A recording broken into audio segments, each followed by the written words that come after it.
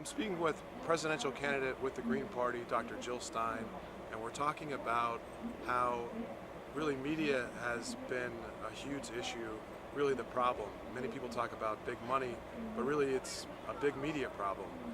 Those who control the messages control the masses, and so I had a solution that I created as part of the documentary Nexus of Power, which deals with the relationship between big money and big media and its influence over U.S. presidential elections. It concentrates on solutions. It's not editorialized, I have one solution, so I'm going to pose it to Dr. Jill Stein.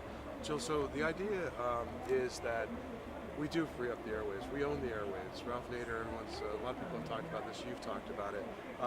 During the 1996 Telecom Act, what they did was they gave the major networks three different, they split the channels so they have three different HD networks. What I'm asking for is that we the people have one network called BPLAN, Broadcast Political Legislative Affairs Network. Sort of like C-SPAN, but it would be covered all over, and of course it would be broadcast. And when I have presented this to certain Republicans, they say, well, who's going to pay for it, you know? And I say, well, we could tax spectrum allocation. There's certainly enough spectrum. It's a lie that we've actually kept spectrum at a low, at a scarcity, so that we could sell it off at a higher rate to corporations.